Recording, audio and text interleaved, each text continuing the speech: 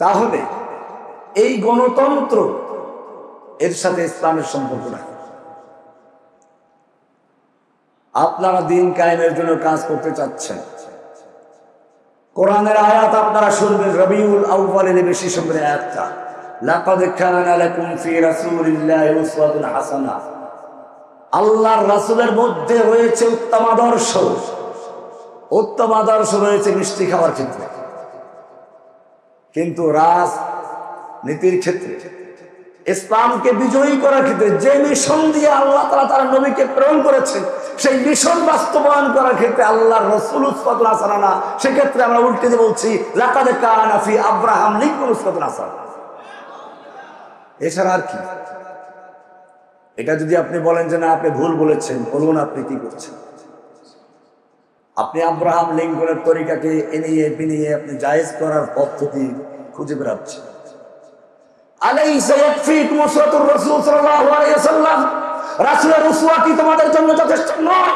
রাসূলের আদর্শ কি তোমার জন্য যথেষ্ট নয়? হে যুবক, তুমি কার আদর্শ বাস্তবায়ন করার জন্য, কার আদর্শ দিয়ে আল্লাহর দ্বীনকে বিজয় করতে যাচ্ছ? তোমার প্রতি আল্লাহর দ্বীনে এক চুল পরিমাণ ঠেকা নয়। তোমাকে ঠিকাদারি দেওয়া হয় নাই আব্রাহাম লিঙ্কনের মতো একটা কাফের আদর্শ দিয়ে ইসলামকে বিজয়ী করার। তুমি কখনো পারবে না। তুমি বরং আল্লাহর দ্বীনকে তাহরিফ করার জন্য, বিকৃত করার জন্য, আল্লাহর দ্বীনের ভিতরে বিদআত ঢুকাবার জন্য আল্লাহর দ্বীনকে ভেঙে দিচ্ছ। আল-ইয়াওমা আকমালতু লাকুম দীনাকুম, যেই দিন তিলে তিলে বদরে, উহুদে, খন্দকে রক্ত দিয়ে আল্লাহর নবী নির্মাণ করেছিলেন, তুমি আল্লাহর নবী সেই দিনকে ভেঙে দিয়ে আরামে দিন কায়েম করার স্বপ্ন দেখছো। তোমাকে অবশ্যই দিন কায়েমের জন্য নয়, আল্লাহর দিনকে ভেঙে দেওয়ার জন্য কিয়ামতে জবাবদিহি করতে হবে। তুমি কিসের মিছিল করছো? কিসের রক্ত দিচ্ছ? কার জন্য দিচ্ছ? কার তরিকা বাস্তবায়ন করছো? দ্বীনের কর্মী, ইসলামের কর্মী। যে গণতন্ত্র কয়েকদিন পর মরে, এরপরে নূর হোসেন দাঁড়িয়ে যায়, গুলি খেয়ে পড়ে যায়, তখন আবার গণতন্ত্র ফিরে আসে, আবার গণতন্ত্র লুট হয়ে যায়, হারিয়ে যায়, মরে যায়, আবার আবু সাইদকে দাঁড়াতে হয়। তাহলে বুঝা গেল খোদ গণতন্ত্র নিজে গণতান্ত্রিক প্রক্রিয়ায় কায়েম হতে পারে নাই। তুমি সেই গণতন্ত্র দিয়ে পার্টি করে কায়েম করতে চাও। হ্যাঁ, রাসূলের আদর্শটা কঠিন। এখানে গেলে সবাই সম্মান করবে না, এখানে গেলে তোমাকে সবাই হালুয়া রুটি দাওয়াত দিবে না, এখানে গেলে জেল জুলুম অত্যাচার তোমার সইতে হবে। এ কারণেই তুমি কঠিন ভাবছ। এখানে তোমাকে অত্যাচারিত হতে হবে, তোমাকে জেলখানায় কেউ খোঁজ দিবে না, তোমাকে কারাগারে নির্জন বাসে থাকতে হবে, তোমার পায়ে বেড়ি লাগানো, তোমার গায়ে মাথায় হেলমেট পরানো হবে, তোমার শরীরে বুলেট প্রুফ জ্যাকেট লাগিয়ে দেওয়া হবে, তাও ময়লা দুর্গন্ধযুক্ত।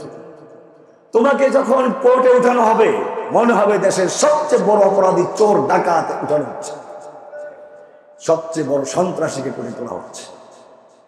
এটা হয়েছে আমার নিজের অভিজ্ঞতায়। তাহলে যদি তুমি সেই বিপদ আপদকে সহ্য করতে না পারো, তুমি এখনই ছটকে পড়ো।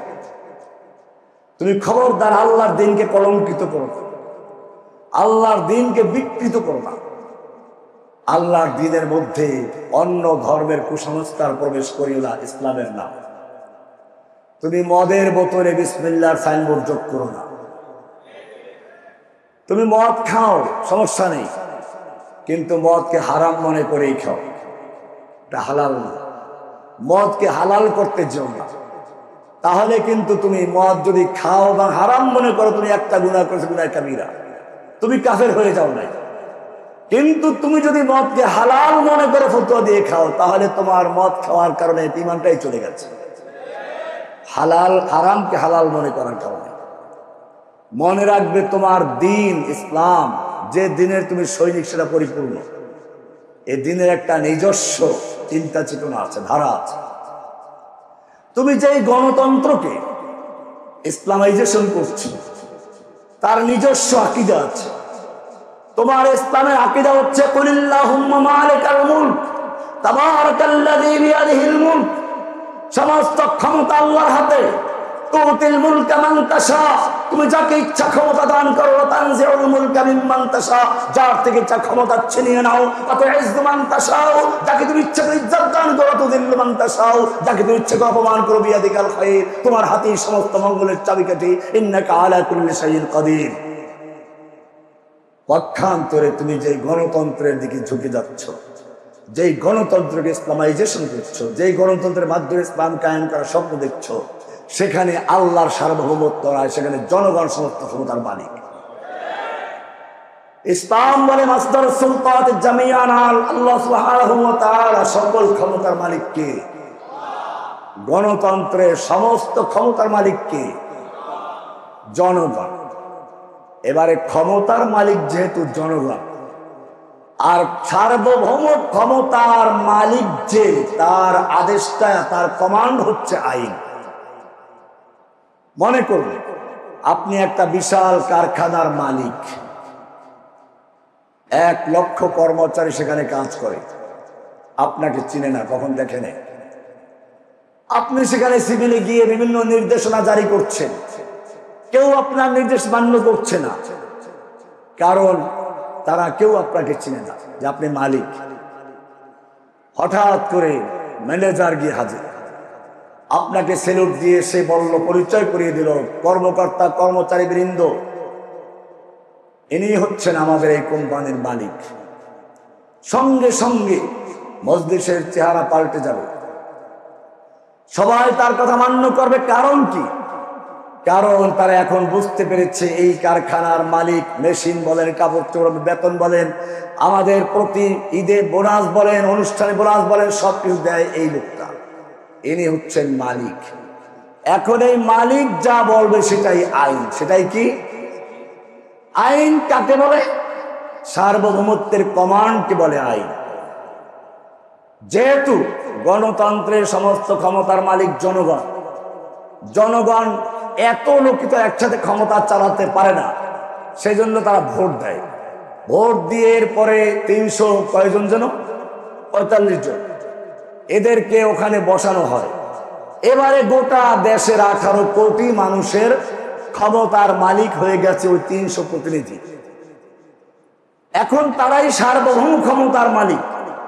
যখন তারা সার্বভৌম ক্ষমতার মালিক, এখন তাদের অধিকার আছে আইন তৈরি করা, আদেশ দেওয়া।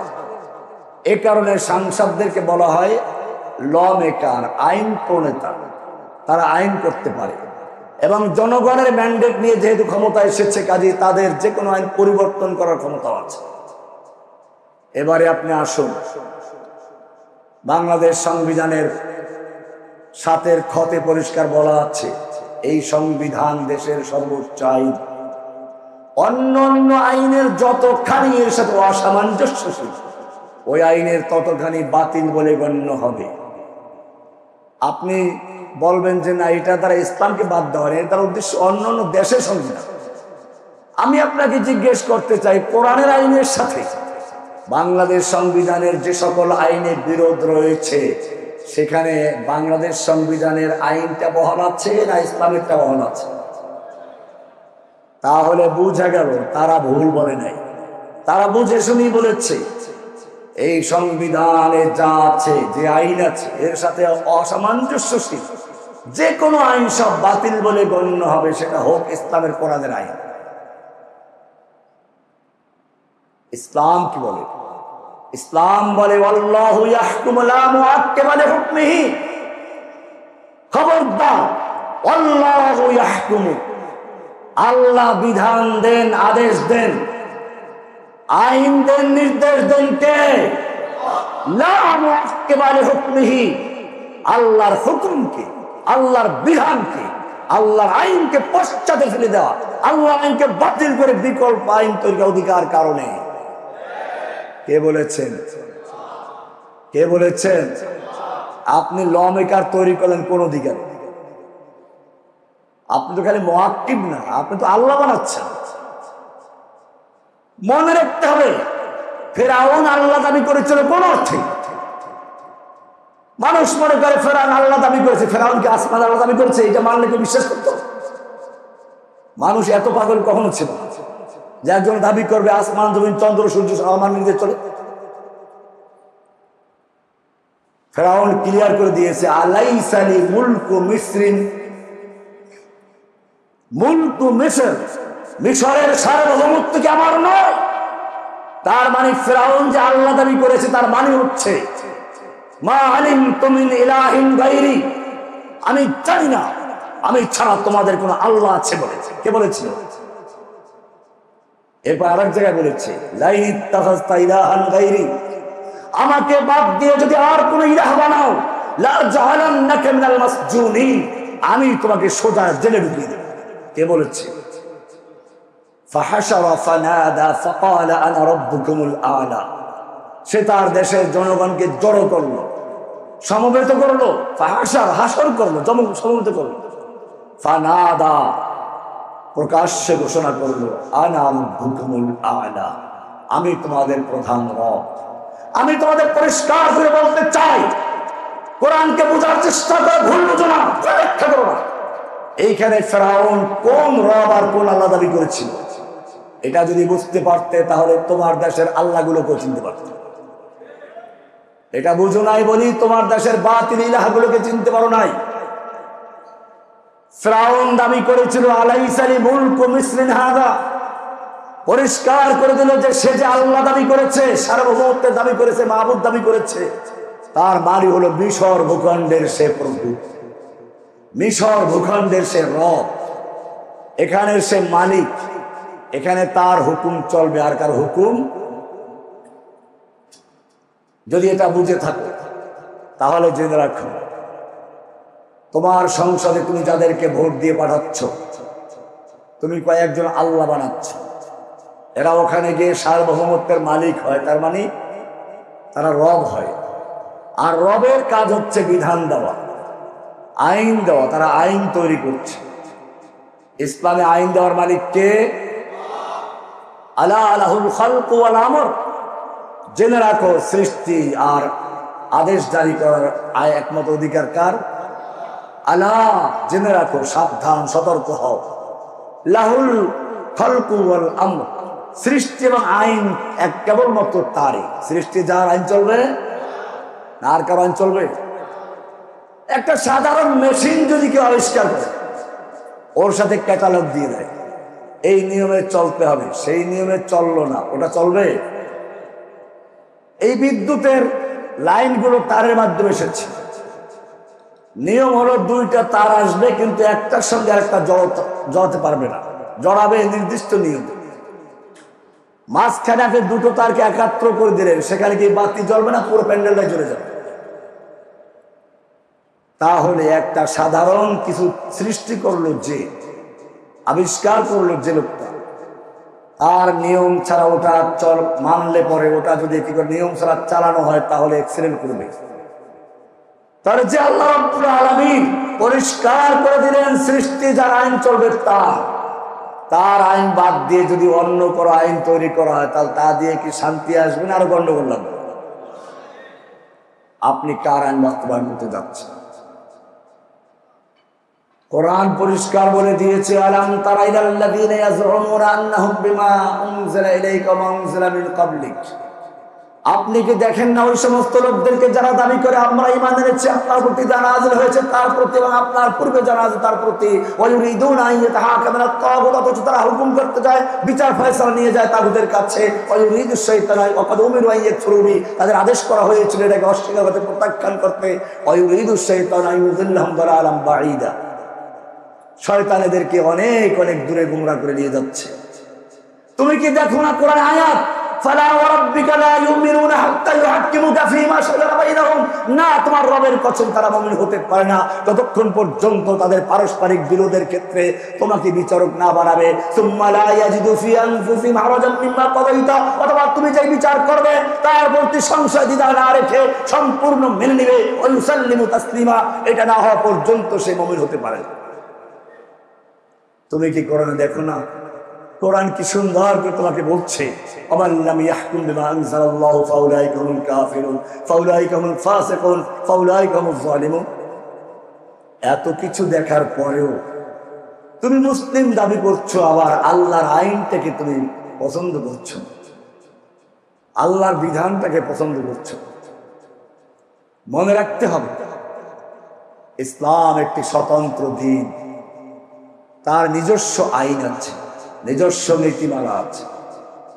ইসলামে আইনের উৎস আল্লাহ। গণতন্ত্রে আইন of the people, by the people, for the people. ইসলামের একটা নিজস্ব দিন আছে, ধর্ম আছে। ইসলাম, ওই দিনের বিপরীতে আর কোন দিন খুঁজে বেড়ান যাবে না। যে ব্যক্তি ইসলাম ছাড়া অন্য কোন দিনের ভিতরে কল্যাণ তালাশ করে, মুক্তি তালাশ করে, তার কিছুই গ্রহণযোগ্য হবে না। তার নামাজ, হজ, যাকাত, তাসবিহ, তাহলিল, তার জিহাদ, কিতাব সবকিছু বরবাদ হয়ে যাবে। সে আখিরাতে ক্ষতিগ্রস্ত। ইহুদি, খ্রিস্টান, নমরুদ, ফিরআউন, হামান, আবু জাহল, আবুল আহাবদের কাতারে উঠে যাবে। ওয়া মিনাল খাসিরিন। আফা গায়রা দীনিল্লাহি ইয়াবগুন। এবার আল্লাহ প্রশ্ন করছেন, আফা গায়রা দীনিল্লাহি ইয়াবগুন।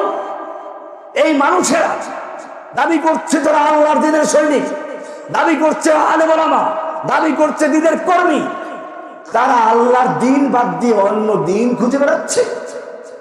আফা গায়রা দীনিল্লাহি ইয়াবগুন ওয়া লাহু আসলামা মান ফিস সামাওয়াতি ওয়াল আরদি তাওআন ওয়া কারহান ওয়া ইলাইহি ইরজাউন।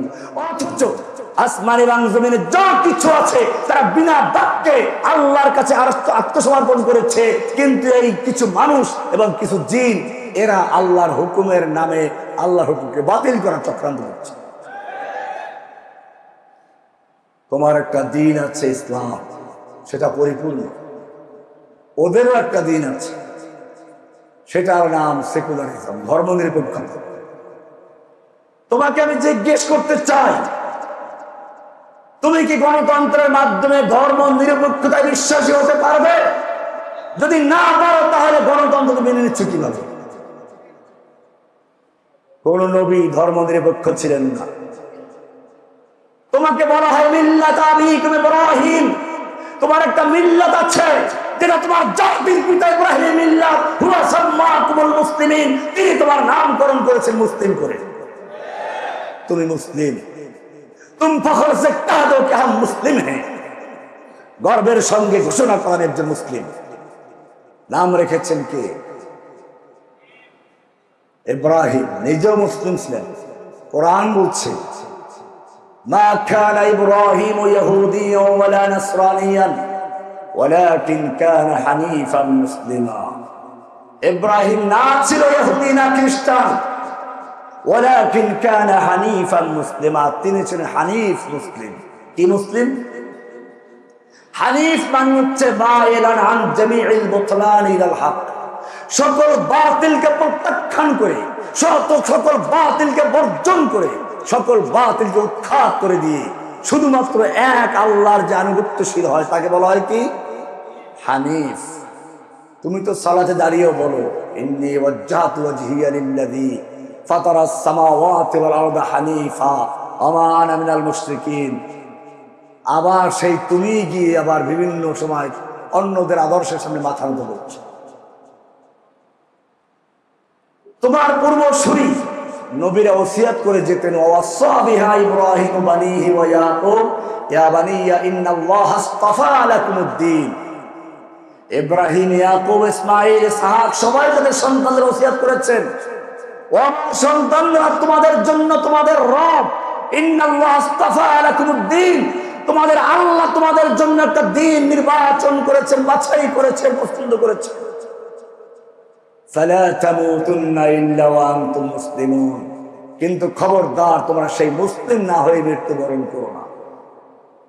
কোরআন আরো বলছে ইয়া আইয়ুহাল্লাযীনা আমানুত্তাকুল্লাহা হাক্কা তুকাতিহি ওয়া লা তামুতুন্না ইল্লা ওয়া আনতুম। শুধু এটাই নয়, তোমাকে পরিচয় দিতে বলা হয়েছে আমি একজন মুসলিম। ওয়া মান আহসানু কওলাম মিম্মান দাআ ইলাল্লাহি ওয়া আমিলা সালিহা ওয়াকালা ইন্নানি মিনাল মুসলিমিন। ওই ব্যক্তির চেয়ে ভালো কথা আর কার হতে পারে যে মানুষকে আহ্বান করে আল্লাহর দিকে। কার দিকে ডাকবো? কার দিকে? না কোনো দলের দিকে, না কোনো ব্যক্তি পূজার দিকে। তোমাদের মনে রাখতে হবে, এটা আমার ক্ষেত্রে প্রযোজ্য, সকলের ক্ষেত্রেই প্রযোজ্য। কোনো ব্যক্তি পূজার দিকে মানুষকে আহ্বান করা যাবে না। ব্যক্তি ও দল ক্ষণস্থায়ী। কি বলছি? ইসলাম চিরস্থায়ী। তুমি যদি নিজেকে উৎসর্গ করতে চাও, ইসলামের জন্যই করো, কোনো ব্যক্তি বা দলের জন্য নয়। ব্যক্তি ও দল ক্ষণস্থায়ী, ইসলাম চিরস্থায়ী। তুমি যদি নিজেকে উৎসর্গ করতে চাও, ইসলামের জন্যই করবে, কোনো ব্যক্তি বা দলের জন্য নয়। মনে থাকবে, ইসলাম আল্লাহর দেয়া দিন, ইসলাম আল্লাহর দেয়া পূর্ণাঙ্গ দিন। এখানে আর কোন ধর্মের সাথে আপোষের কোন সুযোগ নেই। অন্যদের স্বাধীনতা থাকবে, ভিন্ন কথা, কিন্তু মিলেমিশে তাদের কিছু আমরা, তাদের মন্দিরে আমরা যাব, আমাদের মসজিদে তারা আসবে, এটা হবে। লাকুম দীনুকুম ওয়ালিয়া দীন দিয়ে পরিষ্কার করা হয়েছে। ইসলামের একটি নির্দিষ্ট অর্থনীতি আছে, গণতন্ত্রের নির্দিষ্ট অর্থনীতি আছে। ইসলামের অর্থনীতি হচ্ছে যাকাত, যার মানে হচ্ছে ধনীদের সম্পদের মধ্যে গরিব আর বঞ্চিত প্রার্থীর অধিকার রয়েছে। পক্ষান্তরে গণতন্ত্রের যে অর্থনীতি সুদ, তার মানে হচ্ছে গরিবদের সম্পদের মধ্যে ধনীদের অর্থ রয়েছে।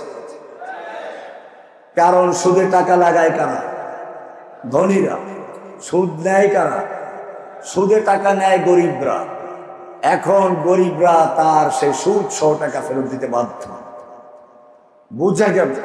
তুমি যে গণতান্ত্রিক প্রক্রিয়ায় ইসলাম কায়েম করার স্বপ্ন দেখছ, এর সাথে ইসলামের কোন দিক থেকে কোনো সম্পর্ক নেই।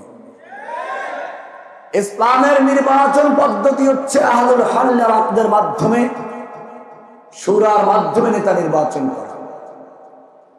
গণতন্ত্রের নেতা নির্বাচনের মাধ্যম হচ্ছে মানফিল আরদের সংখ্যাগরিষ্ঠতার মাধ্যমে নেতা নির্বাচন করা। এবারে তোমাকে চূড়ান্ত সিদ্ধান্ত নিতে হবে। কোরআন তোমাকে বলছে, লাকাদ কানা লাকুম ফি রাসূলিল্লাহি উসওয়াতুন হাসানাহ, তোমাদের জন্য আল্লাহর রাসূলের মধ্যে রয়েছে উত্তম আদর্শ। আমি জিজ্ঞেস করতে চাই, দ্বীন কায়েমের ক্ষেত্রে আল্লাহর নবীর উত্তম আদর্শ আছে কিনা? যদি না থেকে তাহলে আলিয়াউমা আকমালতু লাকুম দীনাকুম মিথ্যা হয়ে যাবে। লাকাদ কানা লাকুম ফি রাসূলিল্লাহি উসওয়াতুন হাসানাহ মিথ্যা হয়ে যাবে। আল্লাহর কালামকে মিথ্যে, আল্লাহর কালামকে অসত্য।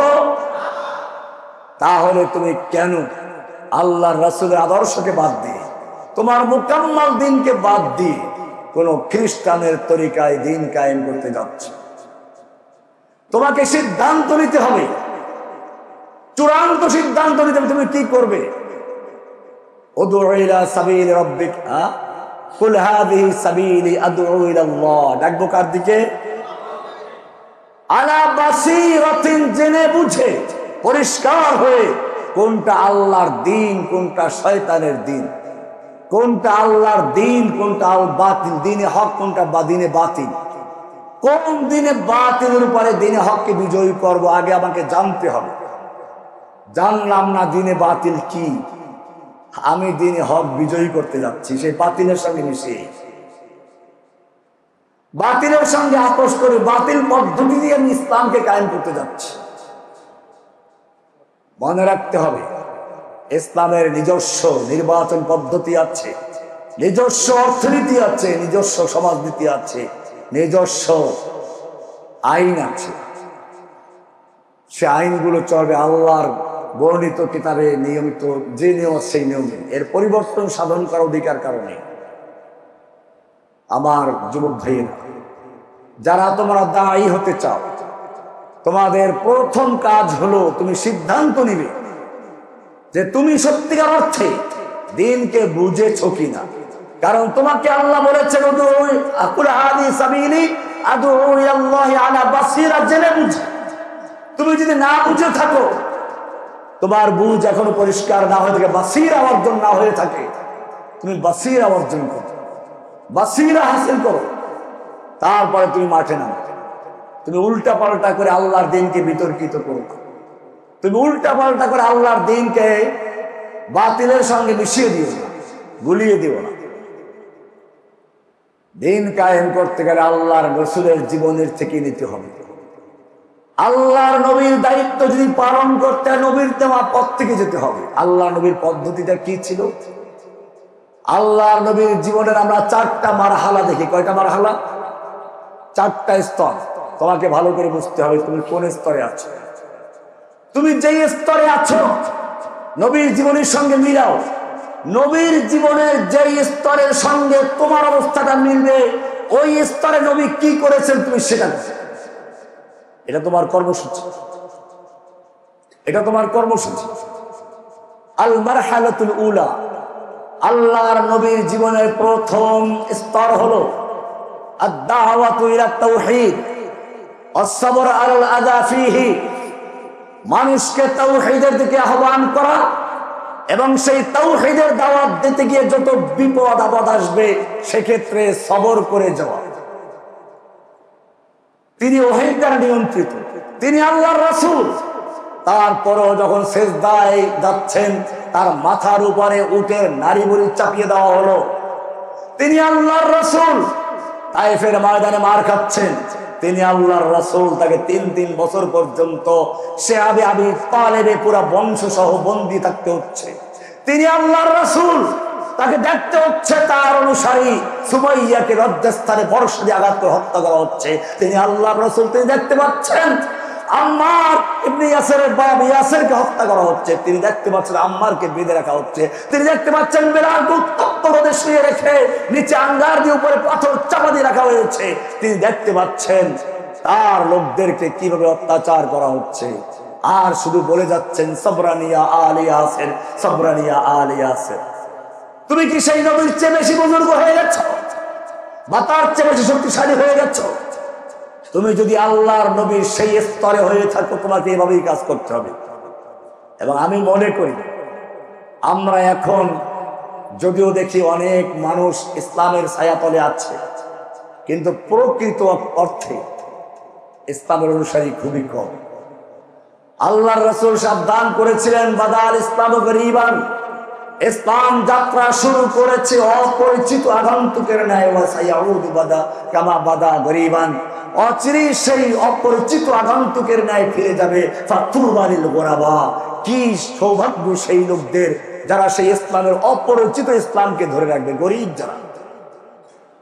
তোমাকে মনে রাখতে হবে আদমশুমারিতে তুমি লক্ষ কোটি মুসলিম দেখতে পাচ্ছ, এরা সকলে মুসলিম নয়। কোরআন পরিষ্কার বলে দিয়েছে ওমা ইউমিনু আকসারুহুম বিল্লাহি ইল্লা হুম মুশরিকুন, বেশিরভাগ লোক ঈমান আনা সত্ত্বেও মুশরিক।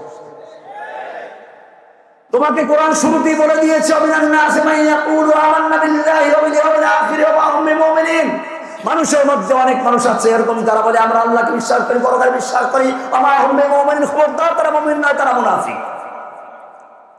তোমাকে মনে রাখতে হবে মদিনায় আল্লাহর নবীর পিছনে 5 ওয়াক্ত সালাত আদায় করতেন, সিয়াম আদায় করতেন, হজ করতেন, যাকাত দিতেন, যুদ্ধের ময়দানে যেতেন, তারপরেও মুনাফিক, তারপরেও মুনাফিক।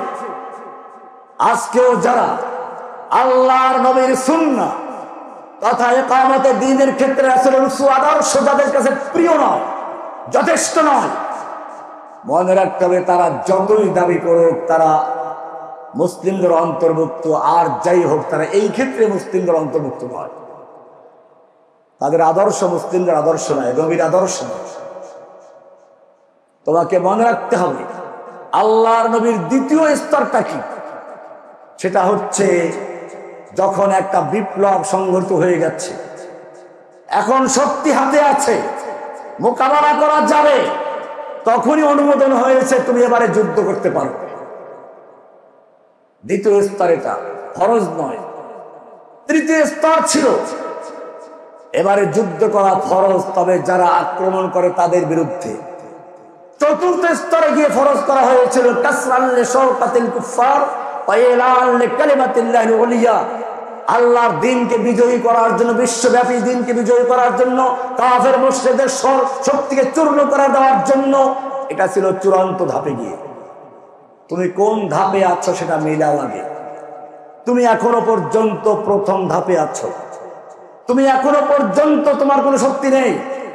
এখন তোমার কাজ হচ্ছে আল্লাহর নবী প্রথম ধাপে যেভাবে তাওহীদের দাওয়াত ছড়িয়ে দিয়েছেন, তাওহীদের বীজ রোপণ করেছেন, তোমার কর্মসূচি হচ্ছে এই, তুমি স্কুলে, কলেজে, মাদ্রাসায়, রাস্তাঘাটে, শ্রমিকদের মাঝে, গার্মেন্টসে, জেলেদের ভিতরে সব জায়গায় তাওহীদের বাণী ছড়িয়ে দাও।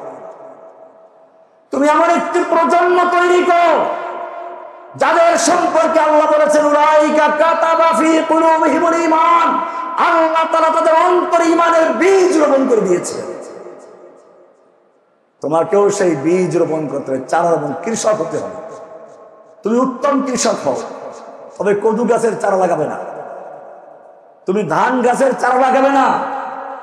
তোমার সম্পর্কে আল্লাহ বলে দিয়েছেন উলাইকা কাতাবা ফি কুলুবিহিমুল ঈমান, তাদের অন্তরে ঈমানের বীজ রোপণ করেছেন।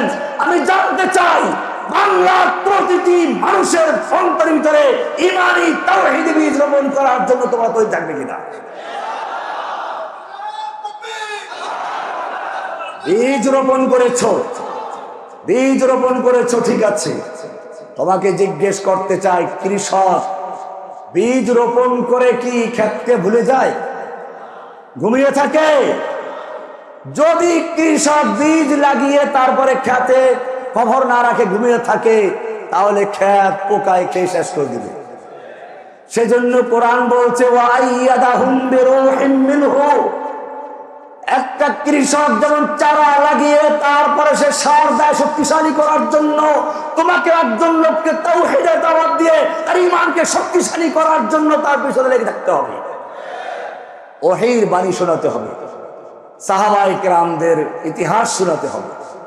3 নম্বর কর্মসূচি, কৃষক তার খেতে সার দিল, এবারে সার পেয়ে খেতের ফসলগুলো সুন্দর তরুতাজা হয়ে উঠল, ফসল এবারে কাছাকাছি দেখা যাচ্ছে, কৃষক খুশি হয়ে যায়।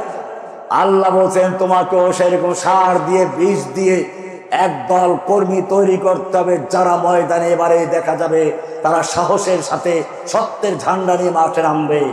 এবারে তোমার কাজ হবে উলা ওয়াহাব্বাবা ইলাইকুমুল ঈমান, ওয়াহাব্বাবা ইলাইকুম ফি ঈমান, তোমাদের কাছে ঈমানকে মাহবুব, প্রিয় করে দাও। এটা হচ্ছে ঈমানি তরুতাজা শক্তি অর্জন করা। এরপরে জেনে রাখবে, কৃষক খেতে চারা লাগিয়ে আবার মাঝে মধ্যে গিয়ে আগাছা পরগাছা পরিষ্কার করে, ঠিক তুমি যাকে তাওহীদের দাওয়াত দিয়েছো ওখানেও আগাছা পরগাছা জন্ম হবে, মনে মনে বিভিন্ন শিরিক বিদআত তাবিজ কবজ চলে আসবে।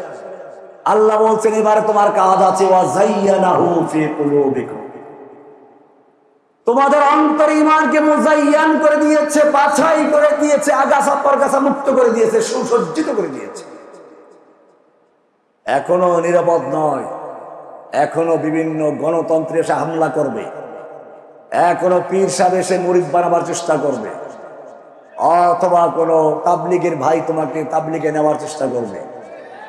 আমি তাবলীগকে সমালোচনা করছি না, কোনো পীর সাহেবের সমালোচনাও করছি না, ওগুলো বাদ হয়ে গেছে।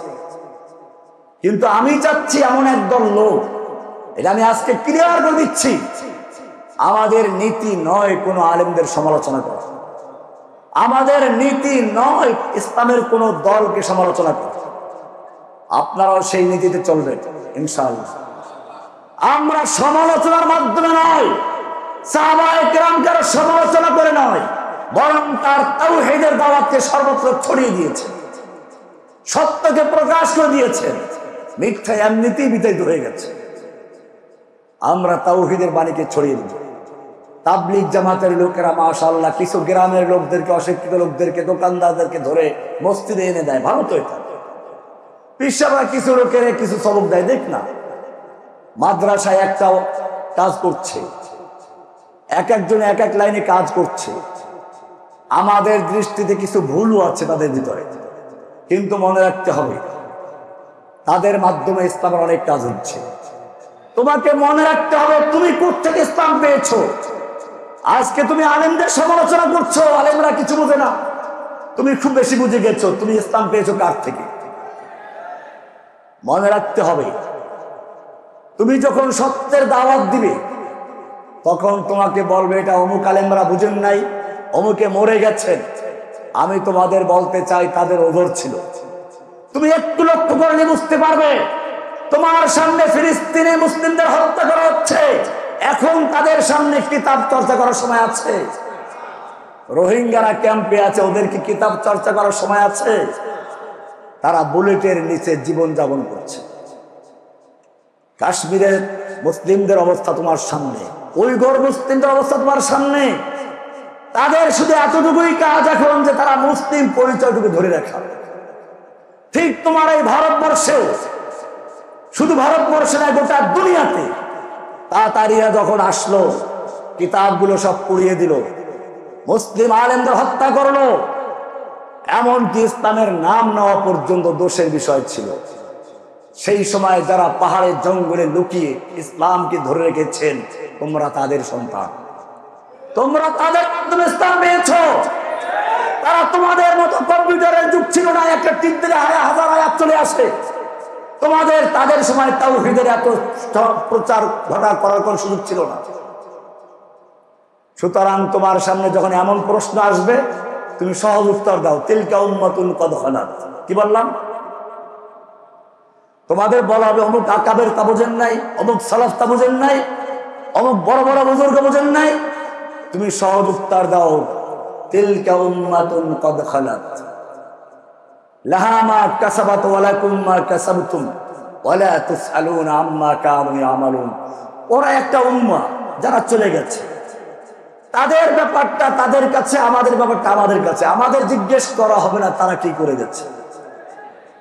কোরআনের প্রথম পারার শেষ পৃষ্ঠায় এবং শেষ পৃষ্ঠা আগের পৃষ্ঠায় 19 এবং 20 পৃষ্ঠায় এই আয়াতটা দুইবার আছে। সুতরাং তোমাকে মনে রাখতে হবে কোন আলেম কি করলো বা কি পাল্টা প্রশ্ন আসলো, এটার পিছনে পাল্টা উত্তর দিতে না কে তুমি একটা আয়াত শুনাই দাও, শুধুমাত্র তিলকা উম্মাতুন কদ খালাত। আমি যেটা বুঝলাম কোরআন থেকে, আমি এটা হক মনে করেছি, এটা কাজ করছি। বাকি অন্য কে কি করলো এটা আমার বিষয় নয়। তিলকা উম্মাতুন কদ খালাত। এরপরে মনে রাখতে হবে, এরপরে যে বিষয়টি, আর বিষয়টি হচ্ছে এই, আপনি তাওহীদের দাওয়াত দিবেন, বিভিন্ন প্রশ্ন আসবে, চেষ্টা করবেন প্রশ্নগুলোকে কোরআন হাদিস থেকে উত্তর দেওয়ার জন্য, মন গড়া যুক্তি দিয়ে। এটা একটা প্রবণতা শুরু হয়ে গেছে এখন, যুক্তি দিয়ে খণ্ডন করা। ঠিক আছে, এটা করা যাবে। আমি মনে করি ইসলামে যতদিন পর্যন্ত দর্শন শাস্ত্র যুক্ত না হয়েছিল অতদিন পর্যন্ত কোরআন এবং হাদিসের ইসলাম ছিল। যেদিন থেকে ইসলামের ভিতরে দর্শন, যুক্তি ইত্যাদি ইলমুল কালাম ঢুকে গেছে, তখন থেকে ইসলামের ভিতরে অনেক প্যাঁচ লাগা শুরু হয়ে গেছে। তুমি সব যুক্তি তর্ক বাদ দাও। প্রথম যুক্তিবাদী শয়তান। যুক্তিবাদী কে? আল্লাহর হুকুমের বিরুদ্ধে প্রথম যে লোকটা যুক্তি পেশ করেছিল সে কে ছিল? কাজে আল্লাহর হুকুমের বিরুদ্ধে যারা যুক্তি পেশ করে, করুক না, তুমি কোরআন এবং হাদিস বলা অটল থাকো। এটা তোমার প্রতি একটা পরামর্শ। তোমাকে মনে রাখতে হবে দাওয়াত দিবে তাওহীদের দাওয়াত, দাওয়াত দিবে রিসালাতের দাওয়াত, আল্লাহর হুকুম মানব, রাসূলের তরিকা অনুযায়ী। এভাবে যদি চলতে পারি ইনশাআল্লাহ, এই ছাত্ররা দেখিয়ে দিয়েছে একটা বিপ্লব হলো। মনে রাখতে হবে, আমি তোমাদেরকে বলছি না তুমি এখন দুটা পটকা মারো। আমার এই কথার উদ্দেশ্য হচ্ছে এই, তাওহীদের এক দাওয়াতের মাধ্যমে এমন একটা সমাজ তৈরি করতে হবে, বিগত সময়ে যেভাবে একটা নির্দিষ্ট সরকারের বিরুদ্ধে জনগণ ফুঁসে গিয়েছিল, ক্ষোভ তৈরি হয়েছিল, সেই ক্ষোভের বহিঃপ্রকাশ ঘটেছিল, কোন দল মত নির্বিশেষে সব রাস্তায় নেমে এসেছিল।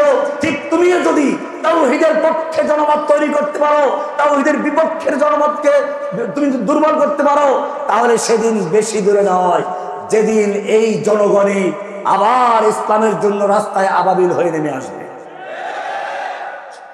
বিপ্লবের দিকে চলো, যেখানে একদিকে থাকবে তাওহীদের দাওয়াত, আর একদিকে বাধা আসলে মোকাবেলা করার জন্য একদল সৈনিক। তুমি সিদ্ধান্ত নাও কোন দলে থাকবে।